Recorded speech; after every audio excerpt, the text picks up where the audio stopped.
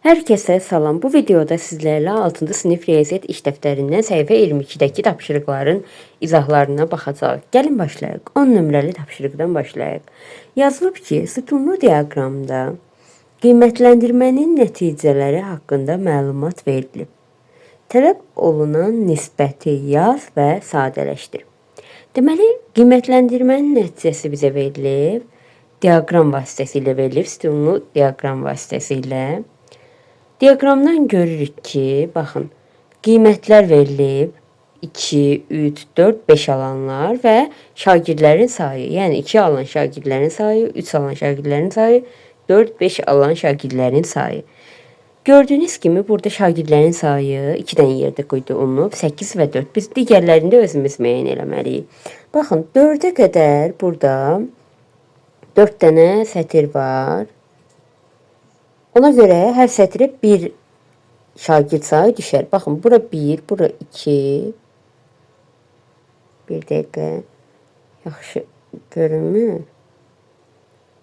Bura 1 yazsaq, bura 2, bura 3.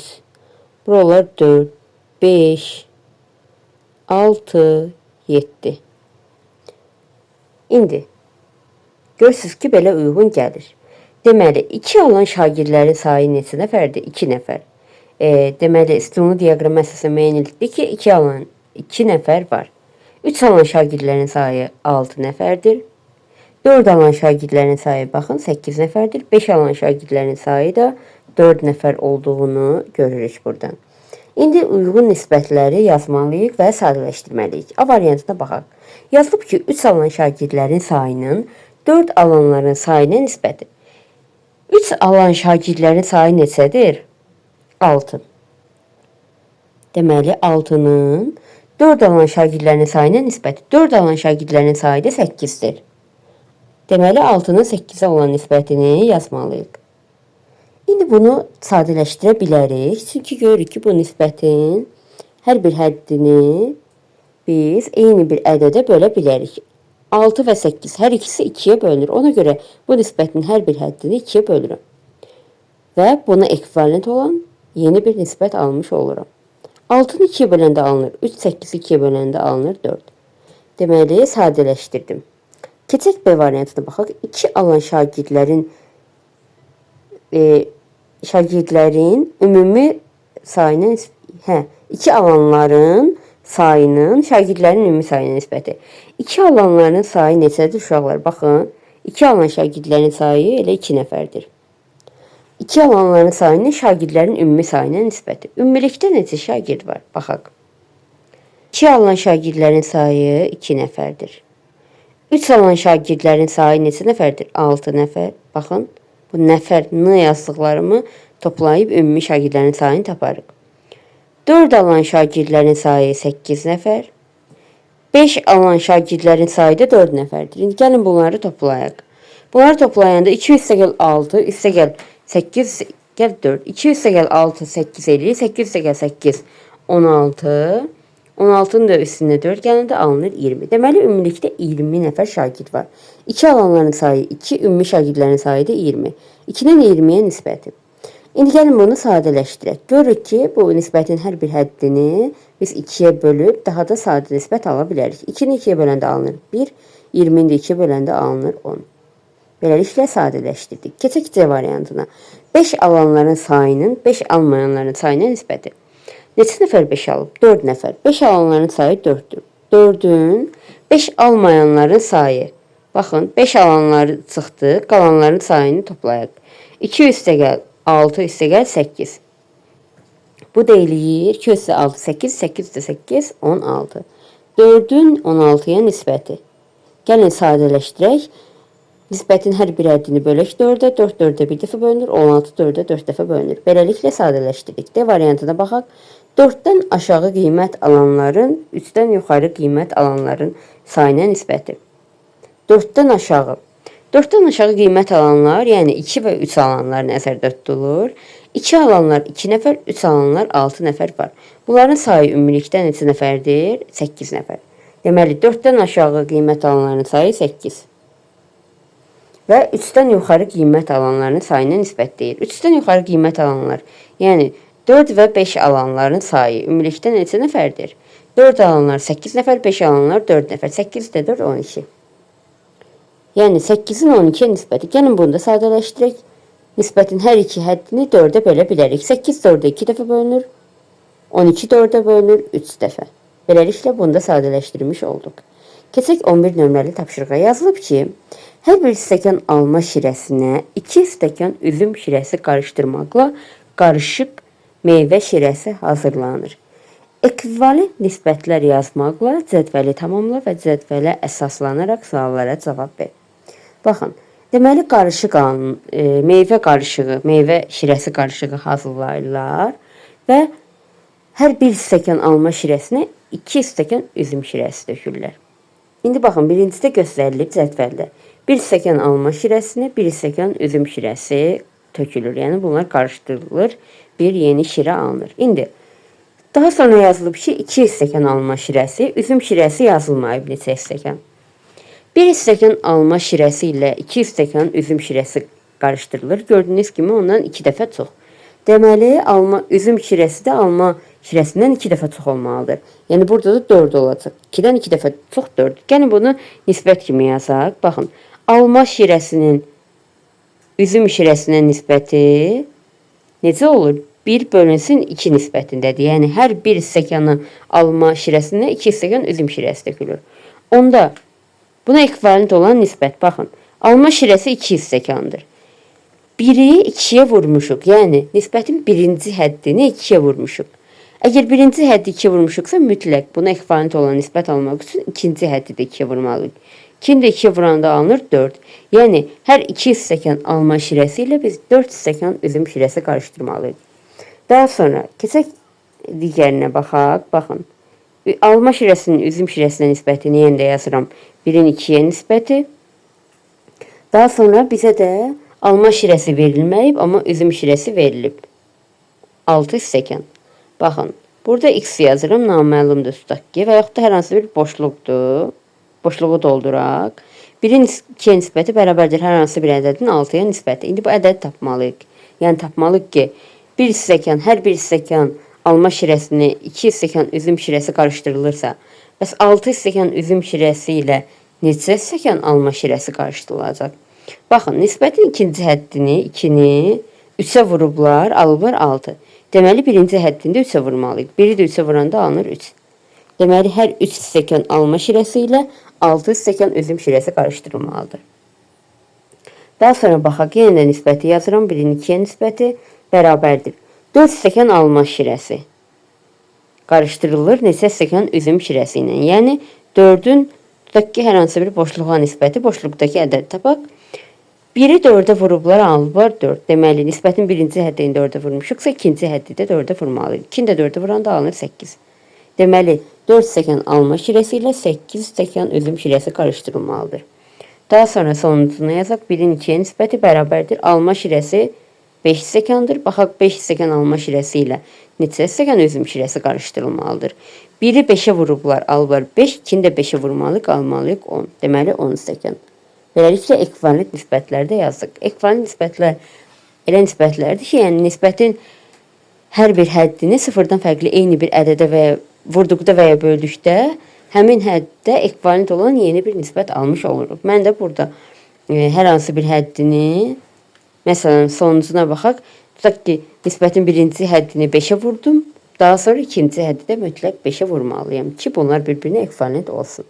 A variantına baxırıq. Yazıb 3 stəkan alma şirəsi istifadə etməklə neçə stəkan qarışıq şirə hazırlamaq olar? Baxın, bizdən qarışıq şirəni, neçə stəkan qarışıq şirə hazırlamaq olar, onun sayını soruşur.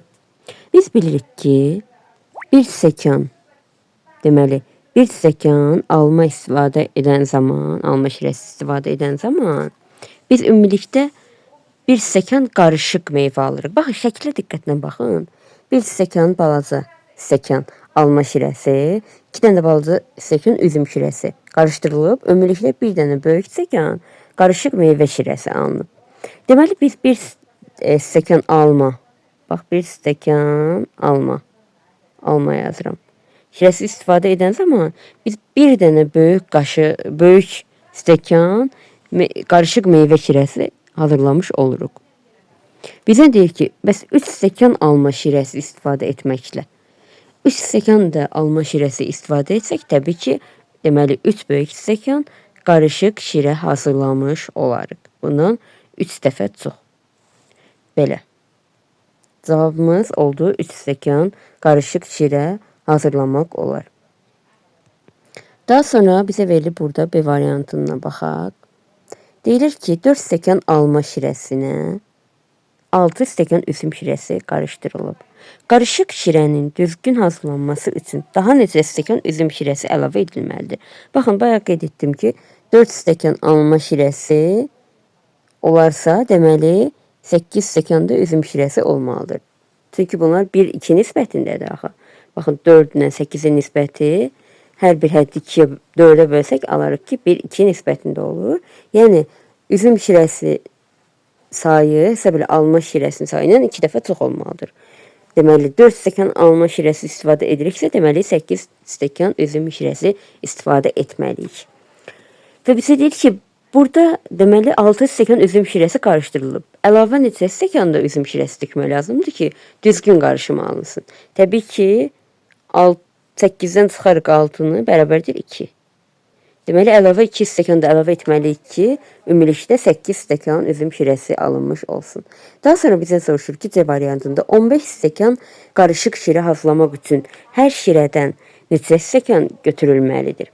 Deməli, biz bilirik ki, alma şirəsinin üzüm şirəsinə nisbəti 1-2 nisbətindədir. Çünki 1 stəkan alma şirəsi, 2 stəkan da üzüm şirəsi olmalıdır ki, biz qarışıq şirə alındıraq.